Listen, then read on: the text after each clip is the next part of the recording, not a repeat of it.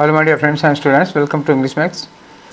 इस समय हम लोग एसएससी में एमटीएस 2022 का प्रीवियस पेपर सॉल्व कर रहे हैं और 22 का ही नहीं, इसके पहले हम लोग 21 का कर चुके हैं और 23 का पूरा सॉल्व कर चुके हैं। 22 वाले में भी मई का सॉल्व कर लिया है। जून इस समय चल रहा है, जून में 15 जून का कर रहे हैं इस समय। कल 15 जून का शिफ्ट 1 किया था, आज शिफ्ट 2 कर रहे हैं, इसके बाद कल शिफ्ट 3 कर देंगे।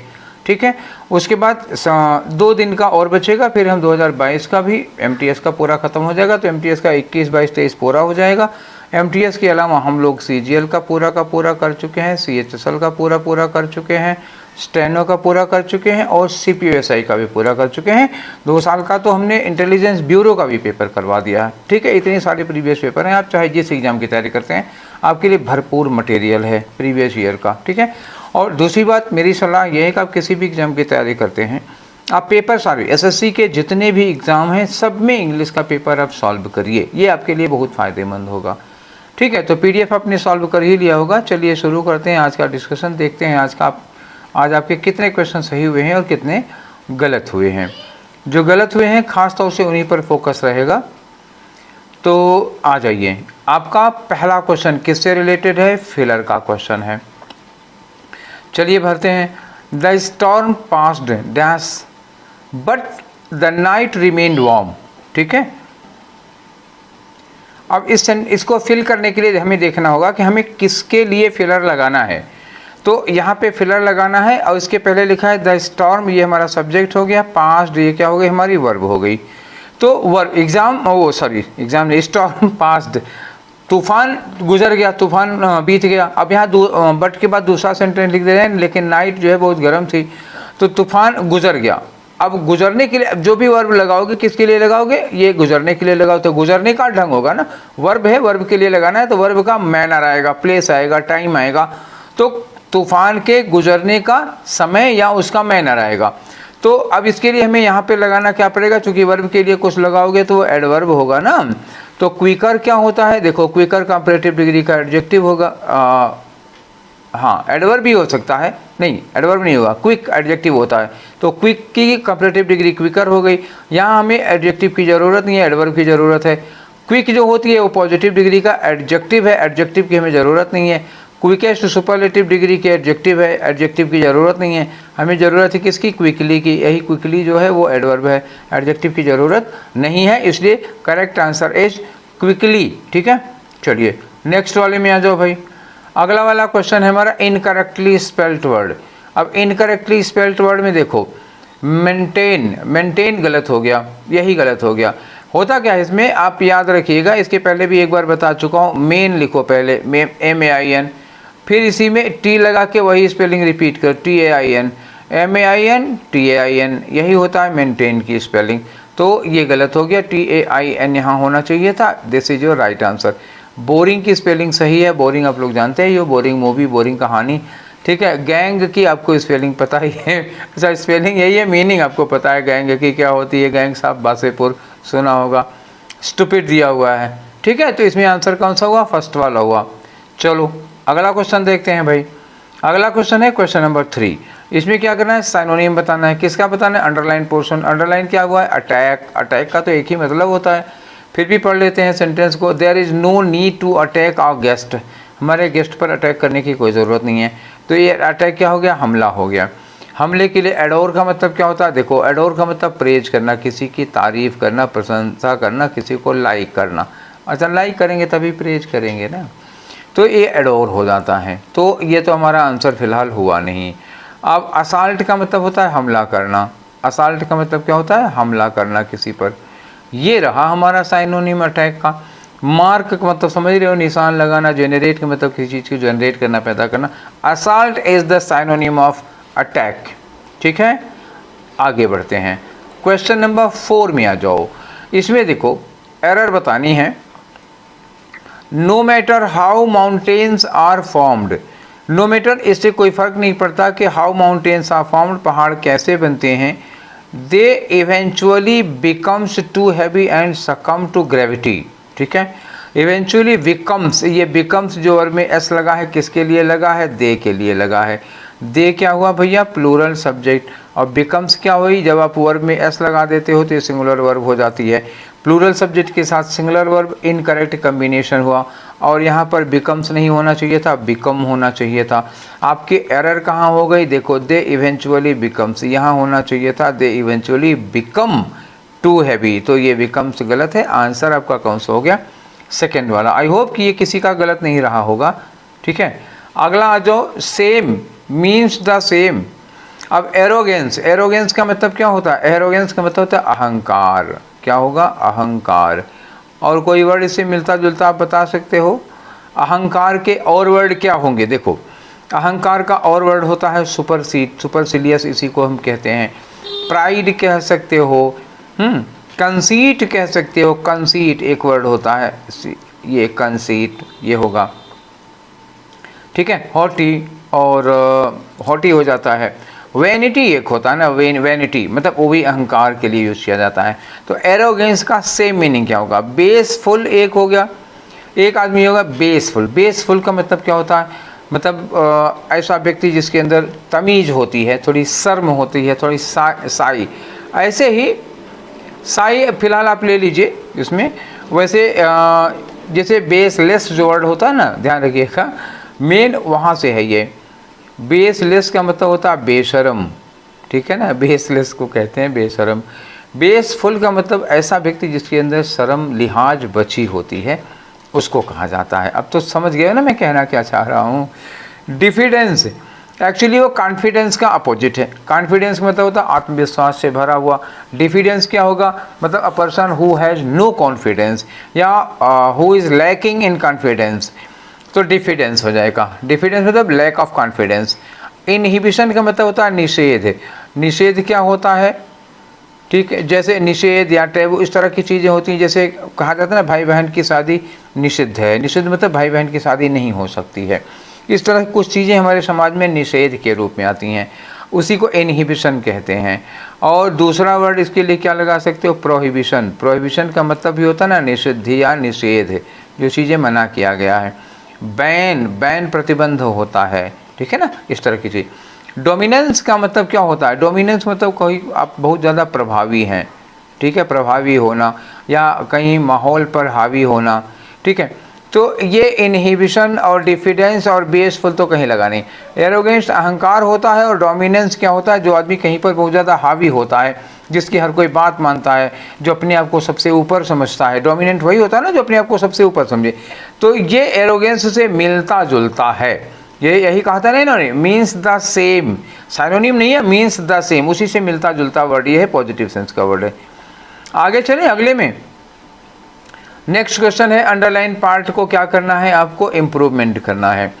ये है अंडरलाइन पार्ट। इसमें अगर इम्प्रूवमेंट की गुंजाइश है तो 3 ऑप्शंस में से कोई लगा लेंगे, अगर इम्प्रूवमेंट की गुंजाइश नहीं है तो नो इम्प्रूवमेंट कर देंगे। देखो लिखा है द नंबर ऑफ होम्स, जो घरों की संख्या है, विद रनिंग वाटर, ओए होए, has been rising sharply since 1985। मतलब 1985 के बाद उन घरों की संख्या में तेज़ी से वृद्धि हुई है जिनमें रनिंग वाटर आता है। रनिंग वाटर, रनिंग वाटर होगा, वाटर नहीं होगा भैया। जिनमें रनिंग वाटर आता है, ये वाटर एक्चुअली हमें नाउन की ज़रूरत है ना, यहाँ पर नाउन चाहिए, वाटर नहीं, वर्ब नहीं ज़रूरत है। तो ये हो गया विद रनिंग वाटर, ये हो गया। नो इम्प्रूवमेंट की गुंजाइश नहीं है क्योंकि ये गलत था।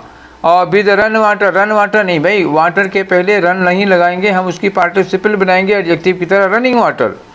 और रैन वाटर देखो यहाँ आई ईडी लगा हुआ है, ये सब गलत। पर क्या होगा, पहला वाला होगा।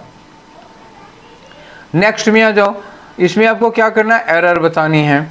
क्या लिखा कि before he could devote many more thought to the matter Pranav had stepped up to him. तो before he could devote many more thought, देखो यहाँ पे थॉट लिखा हुआ है, थॉट्स तो लिखा नहीं है। दूसरी बात, मोर थॉट तो हो सकता है, लेकिन मोर के पहले मेनी नहीं लगेगा। मोर एडजेक्टिव है और मेनी भी एडजेक्टिव है, दोनों एडजेक्टिव है, एडजेक्टिव के पहले एडजेक्टिव। मच मोर हो सकता था, क्या हो गया, मच मोर हो सकता था, ये सही है, ठीक है। Much more thought to the matter, ठीक।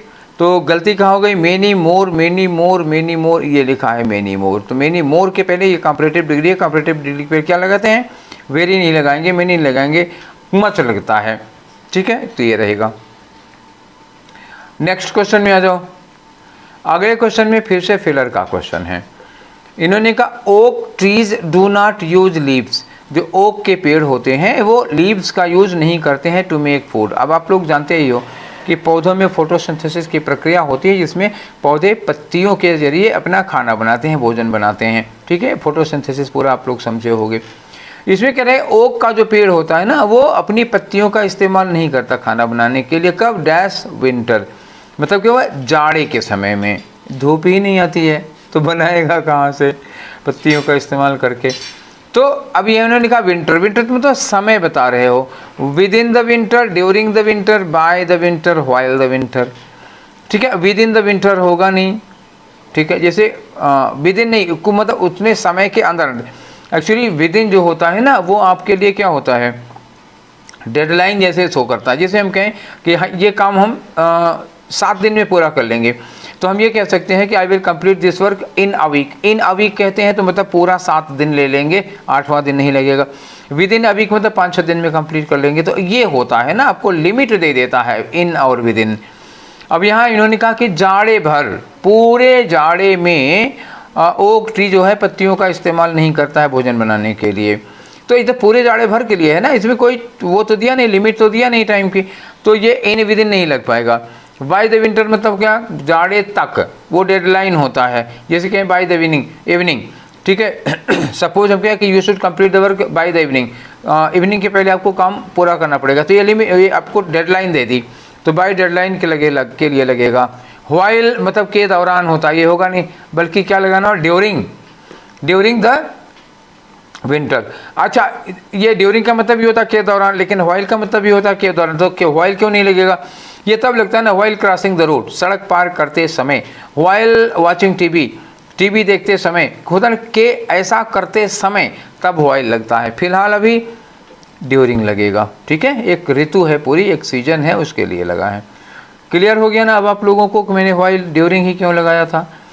नेक्स्ट आ जाओ, फिर से इंप्रूवमेंट का क्वेश्चन है और ये अंडरलाइन किया हुआ। रिटर्न द फॉरवर्ड, फॉरवर्ड का मतलब क्या होता है, किसी किताब वगैरह में जो भूमिका लिखी जाती है किताब के बारे में, पहले से 2 शब्द लिखते हैं वही है। रिचर्ड डॉकिंस, कोई राइटर है, Richard Dawkins, return the foreword to the second edition of the book, जो इस बुक का सेकेंड एडिशन है उसका फॉरवर्ड, उसका प्रीफेस रिचर्ड डॉकिंस ने लिखा। अब ये देखो रिटर्न क्या है ना, वर्ब की 3rd फॉर्म दी है। अब वर्ब की 3rd फॉर्म बिना किसी हेल्पिंग वर्ब के आती नहीं है, या तो पास्ट पार्टिसिपल में एडजेक्टिव का काम करे, जबकि ये मेन वर्ब है अगर ये, तो यहाँ पर या तो हम हैड रिटन लिख दें, हैज़ रिटन लिख दें, कुछ ऐसा हो सकता है। नहीं तो उन्होंने लिखा था, हम वर्ब की 2nd फॉर्म लगेंगे ना, रोट लगा दो।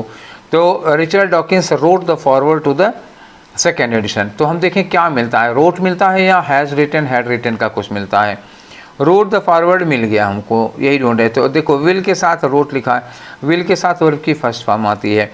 राइट द फॉरवर्ड, अगर हम राइट लिख देते हैं तो क्या गलत होगा, रिचर्ड डॉकिंस सिंगुलर सब्जेक्ट हैं, सिंगुलर सब्जेक्ट के साथ राइट वर्ब की 1st फॉर्म हो गई तो ये प्लूरल वर्ब हो जाएगी, तो फिर कनेक्शन नहीं बनेगा, एग्रीमेंट गड़बड़ हो जाएगा। सिंगुलर सब्जेक्ट के बाद राइट्स लिखा होता तो ठीक होता, हालांकि वो भी ठीक न होता। पूछो क्यों, क्योंकि अगर राइट्स कर देते हैं तो हम आ जाते हैं रूटीन में, हमेशा लिखते हैं वो, जबकि सेकेंड एडिशन की बुक के लिए लिखा गया तो एक बार के लिए लिखा गया है ना, रूटीन तो है नहीं। अगर लिखा होता every edition of the book, तब हम राइट्स लिख सकते थे वहाँ पर। फिलहाल ये राइट्स होता भी तभी यहाँ आंसर ना होता रोट ही, ठीक है। नेक्स्ट क्वेश्चन में आ जाओ बच्चों। अगला क्वेश्चन है हमारा फिर से एरर का। Black holes can has powerful effects on their surroundings, black hole के पावरफुल मतलब बहुत दमदार इफेक्ट हो सकते हैं। तो हैज, देखो ये कैन लिखा है ना, कैन के बाद हैज क्या है, सिंगुलर होता है।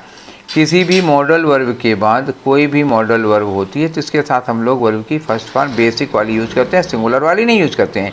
जैसे कैन लिखा है, ठीक है ना, कैन है, तो कैन के बाद अगर हम हैज लगाएं या हैव लगाएं या हैड लगाना चाहें या हैविंग लगाना चाहें, ठीक है, तो कैन के बाद क्या लग सकती है, केवल हैव लग सकती है। कैन के बाद ना हैज होगा, ना हैड होगा, ना हैविंग होगा, क्या होगा, कैन हैव होगा।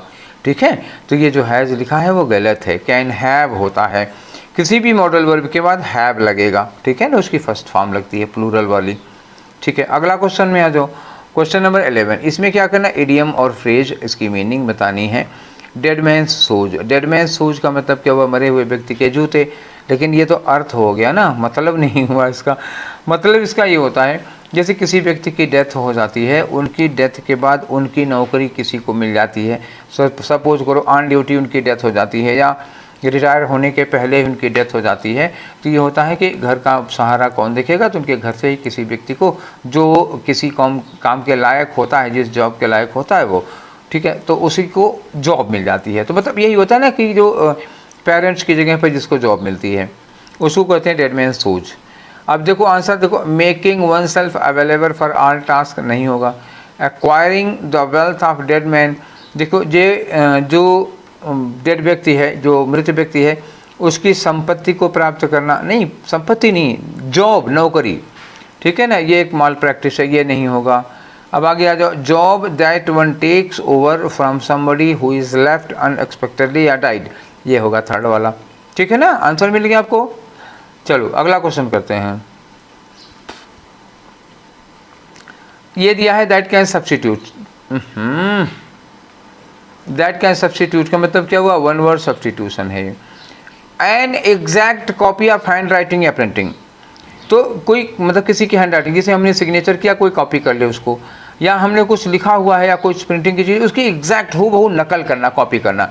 तो नकली वाले के लिए क्या यूज करते हो, फैक्सिमाइल। फैक्सिमाइल मतलब क्या होगा, फर्जी दस्तावेज, नकल किया हुआ, कॉपी किया हुआ सिग्नेचर, ये फैक्सिमाइल होता है।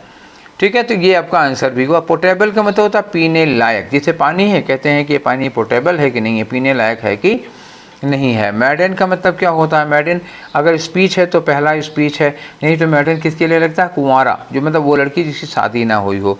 प्लेटिट्यूड का मतलब क्या होता है, घिसी पिटी बातें, बकवास कह सकते हो। ठीक है, घिसी पिटी बातें हो गई।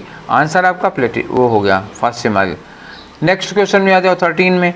क्या कर रहे हैं कि antonym of underline word, underline क्या हुआ, अकाउंटेबल होता है। अकाउंटेबल का मतलब क्या होता है, जिम्मेदार व्यक्ति होता है। पढ़ के देखो, द फ्रीडम टू ब्राउज, ठीक, the freedom to browse a secure and accountable online space will be compromised.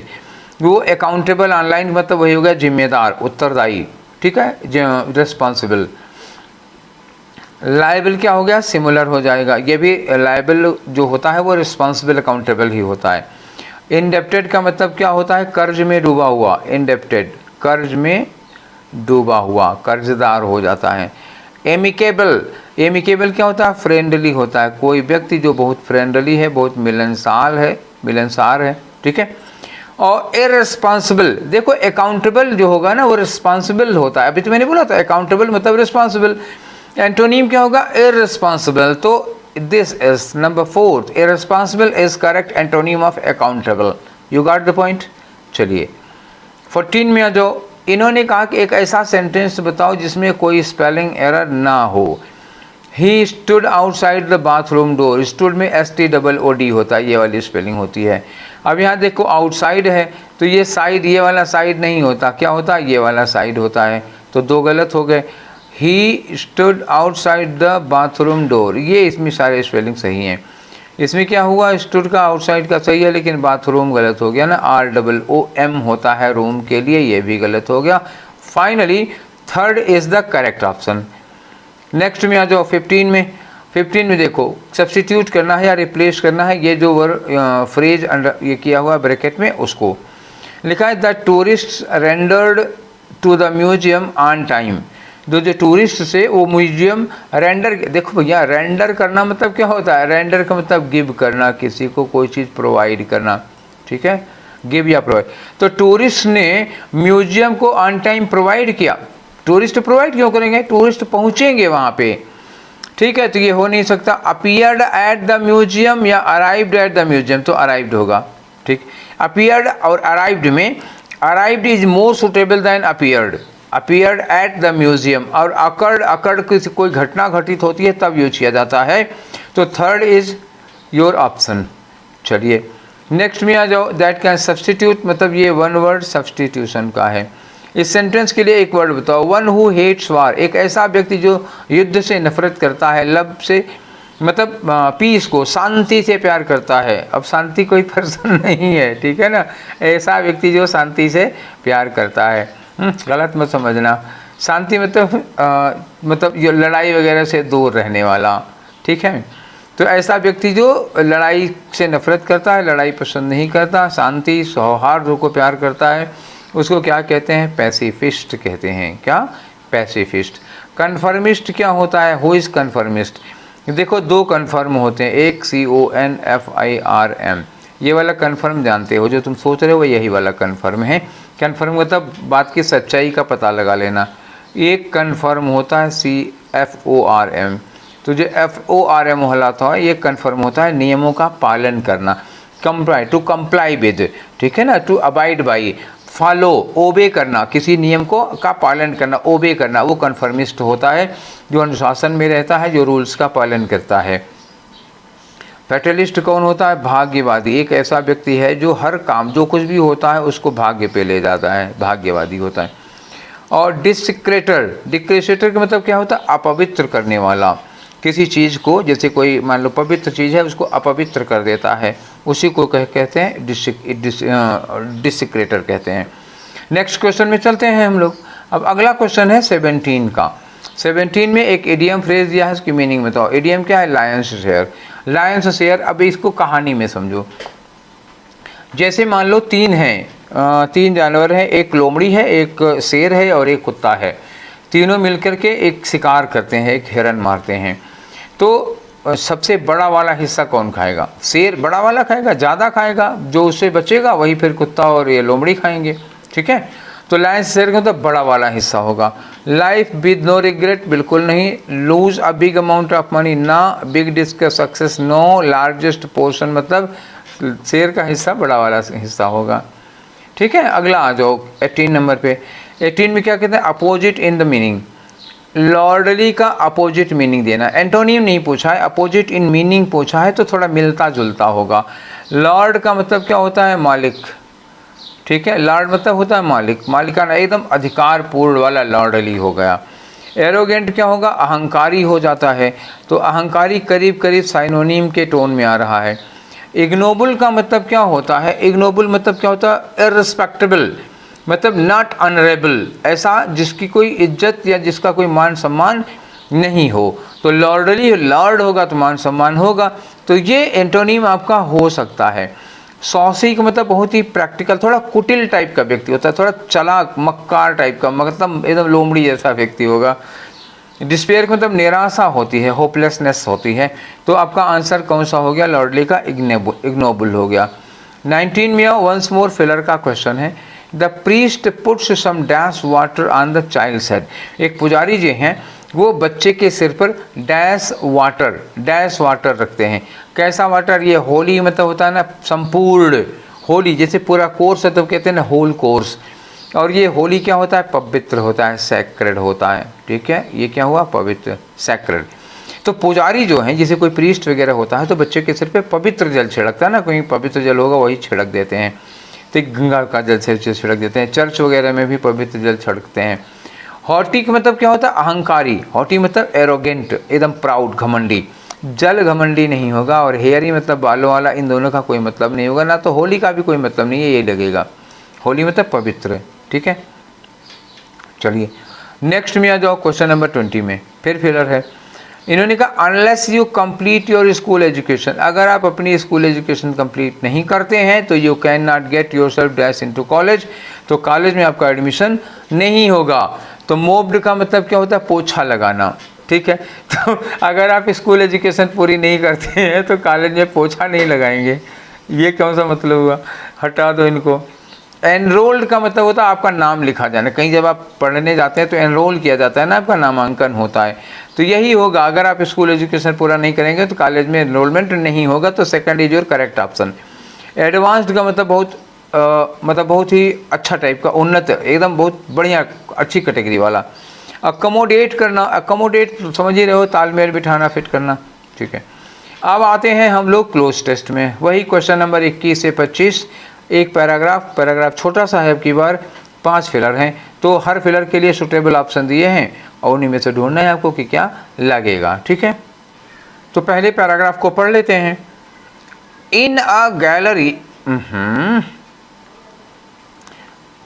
Gallery at Metropolitan Museum of Art dash New York, एक मेट्रोपॉलिटन म्यूजियम है, उसकी आर्ट गैलरी है, मतलब मेट्रोपॉलिटन म्यूजियम ऑफ आर्ट, उसी की gallery में। अब ये कहाँ है गैलरी में? न्यूयॉर्क में है। तो न्यूयॉर्क क्या होता है? एक बड़ा शहर है, तो इसके पहले क्या लगा दोगे? इन लगा दोगे, in New York. Paintings of a father and daughter dash face to face, ओ, एक पिता और उसकी पुत्री की पेंटिंग्स फेस टू फेस लगी हुई हैं। तो लगी हुई है तो मतलब क्या होगा? टांगी हुई हैं। तो हैंग वगैरह टाइप का कुछ चीज़ होता है, हैंग है या फिट की हुई है, ऐसे कुछ लगेगा वहाँ पर। Larger than life the monumental portrait, monumental portrait का मतलब क्या हुआ? आदम का तस्वीर, आदमी जितना लंबा होता है उसका पूरी जूते से लेकर के सिर तक की पूरी तस्वीर है, तो पोर्ट्रेट हो जाएगी। मोन्यूमेंटल पोर्ट्रेट क्यों कहा जा रहा है? एक ऐसी तस्वीर है, एक ऐसा पूरी पोर्ट्रेट है जो यादगार के तौर पर है। आगे लिखा है dash competing conceptions of royal power, ठीक है, ये शो कर रहा है, ये जो चित्र है दोनों का वो शो कर रहा है competing conception of royal power. Royal power मतलब राजसी परिवार में जो लोगों के पास पावर होती है उसका एक चित्रण है, उसका एक नमूना पेश कर रहा है, मतलब दिखा रहा है, शो कर रहा है। तो एक तरफ से यहाँ क्या हमारा अभी गैस लग रहा है कि यहाँ पे शो करने जैसा लगेगा। The father Henry eight, England के राजा थे हेनरी एट, तो फादर हेनरी एट हैं, उन्हीं की बेटी भी है वो, जिसकी तस्वीर उनके सामने लगी है। Henry eight dash directly at the viewer, तस्वीर देख के ऐसा लगता है कि ये जो तस्वीर है वो सीधे, जैसे जो भी उसके सामने खड़ा होता है तस्वीर के सामने, लगता है कि तस्वीर उसे ही देख रही है, तो यहाँ पे देखने के लिए लग जाएगा। कन्वेइंग अग्रेशन मतलब उनकी आंखों में थोड़ा सा अग्रेशन, आक्रामकता टाइप की है। राजा हैं, बहुत ही राजा दयनीय भाव से थोड़े देखेगा किसी को, तो अग्रेशन दिखाई दे रहा है। थ्रू हिज वाइड स्टैंस मतलब क्या हुआ? स्टैंस भाई चौड़ा करके देख रहे हैं। बल्जिंग लेग मसल्स मतलब पैर की जो मसल्स हैं मोटी चौड़ी हैं।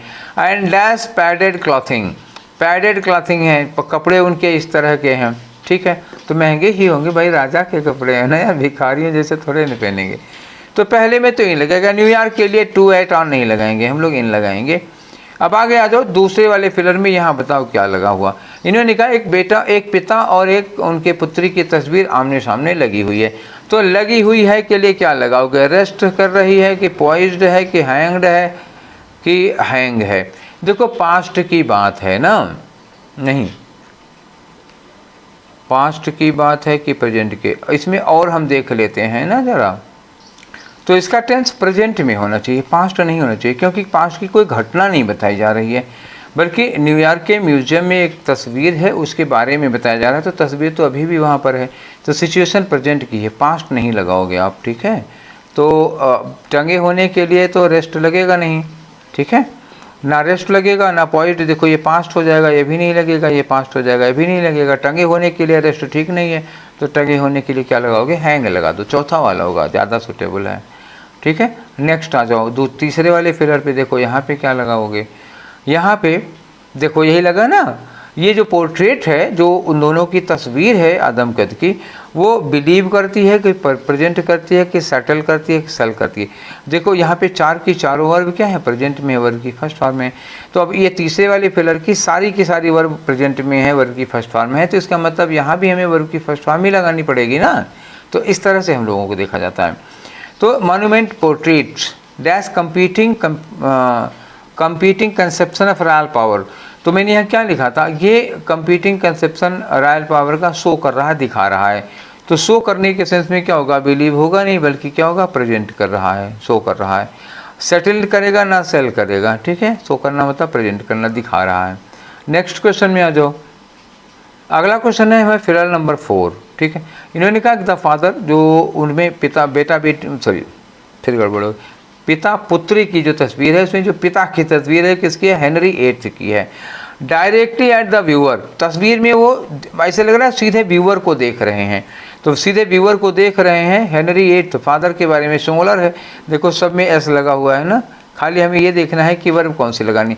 लुक्स लगाएंगे, शॉक्स तो एट लगा है ना, को मतलब शॉक एट व्यूअर नहीं होगा, हुक्स व्यूअर नहीं होगा, बुक्स व्यूअर नहीं होगा, क्या होगा लुक्स, सीधे व्यूअर को देख रहे हैं लुक्स। देखो यहाँ फिर प्रेजेंट आया ना, यहाँ भी वर्ब की फर्स्ट फॉर्म, यहाँ भी वर्ब की फर्स्ट फॉर्म और यहाँ भी वर्ब की फर्स्ट फॉर्म। अब तो क्लियर हो गया कि पूरा प्रेजेंट में लिखा गया है। नेक्स्ट आ जाओ पांचवा वाला फिलर, ये वाला, यहाँ देखो क्या लगाओगे एंड, अब वो देखो उनके बारे में बताया, wide stance, bulging leg muscles, dash padding clothing, कपड़े कैसे होंगे बताओ, डैश पैडेड क्लॉथिंग, तो actually padded clothing, totally padded clothing, commonly padded clothing या एक्सेसिवली पैडेड। राजा है ना तो एक्सेसिवली पैडेड होगा ना, टोटली और एक्यूटली और कॉमनली नहीं होगा, ठीक है। तो राजा है भाई, पद की गरिमा रखो, राजा है, सस्ता थोड़े ना पहनेगा, तो ये हो गया। तो ये 25 क्वेश्चन हम लोग कर लिए। आज कौन सा था, 15 जून का सेकेंड वाला सेट था, ठीक है। इसके बाद हम लोग करेंगे 15 जून का थर्ड वाला सेट, वो आपको मिलेगा कल शाम को, ठीक है। तो ये सेशन कैसा लगा अपनी राय दीजिएगा। ये सेशन अब यहीं पर वाइंड अप करते हैं, फिर मिलेंगे कल शाम को, नहीं कल शाम के पहले आज रात को 10 बजे। Till then take care, thank you.